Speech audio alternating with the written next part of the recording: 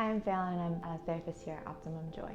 When I was first starting out and kind of pursuing what I wanted to do in terms of my profession and everything like that, therapy was not necessarily the thing that stood out to me at first. So I actually was majoring in chemistry, believe it or not. I always thought I was going to be a pediatrician. And I actually started leading a small group at my church. And it was in that experience that I realized that I actually really enjoyed getting to know people's stories, seeing them, having them feel heard. And actually, in those moments, what felt strange at the time is I would meet a stranger, someone I didn't really know, and they ended up opening up to me. And I was like, oh, this might be a gift that I have. And so I decided to switch my major from chemistry, and I went into psychology, and here I am. One of the things that I love about being a therapist, honestly there are many things, but one of them is just seeing my clients grow. That in itself is such a humbling experience. I feel like just being in the room and witnessing the growth and witnessing the journey it's such a sweet thing, because it takes so much courage to be able to do that. It takes so much courage to be able to step into a room knowing that they feel distraught or discouraged or even hopeless at times, and us being able to say, hey, you know what, let's just take it one step at a time. One of the many things that I tell my clients is small steps can create big change. And I feel like that is something that is so significant in those moments and spaces. And so us being able to say, hey, we have a small victory. This is a small step. This is a small step. And soon, and before we even know it, we actually end up getting to the finish line and realizing, oh, I just did all of that. And seeing that growth and seeing that change is something that I hold so dearly to my heart. I see all types of clients, but my concentration or focus can be more of clients that are in transition states, that are trying to figure things out in their life. They're in a bit of a transition, they're moving, they maybe had a divorce or whatever it might be, and us being able to navigate that together. Along with that, I've worked with a lot of clients that have had any type of church hurt or spiritual component that they're trying to figure out or to navigate.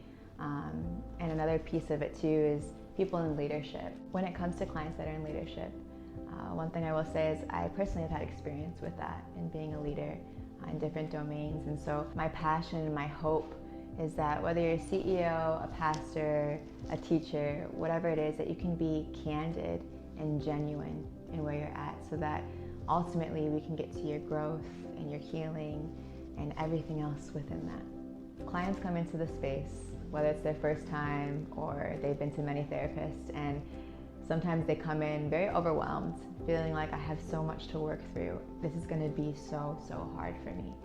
And one of the things that I always kind of talk through with them is what we consider to be self-compassion. I say that a lot, and honestly there can be some resistance in that, because it's like, me be compassionate towards myself? No, I want to see change now.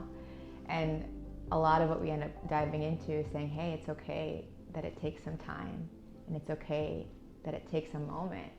And I feel like for you to be able to know that you can be grace-filled or compassionate towards yourself in that, that's actually where the change comes, and that's actually where the change happens, because you're able to look at things not as a challenge, but more as an opportunity to grow. And that's something that we're able to do together. Outside of the office, I really love to spend time with family and friends. So I myself am Mexican American, and I come from a pretty big family. My mom is one of 8, and so I have 32 first cousins, believe it or not. And so I just love being able to spend time with them, some quality time with them. And even my dad's side is one of 3, so it's a smaller group as well, but even in both instances, I just enjoy the cultural aspect of it, what that looks like. And then as well as with my friends, just hanging out, having fun, whatever way, exploring new food, that's a big thing too. What brings me joy clinically is when I see my clients utilizing the tools and the skills that we've talked about in therapy. One of the modalities that I use, or techniques that I use, if you will, is called cognitive behavioral therapy, or CBT for short. Another thing that I use a lot is solution focused. And so ever so often, not all the time, but ever so often, I'll actually assign my clients some homework. It may feel intimidating, but honestly, it's not that intimidating. We'll even do a little bit of, hey, just take 5 minutes in your week and do a deep breathing exercise. And what I love about that is they'll come back to our session and say, hey, that worked. And those are things that I love to be able to outwork with them, because the reality of it is once they're able to do that, we're able to kind of have a little bit more control in this space and say, oh, I can do this. This is something that I can do. That's something that I really enjoy.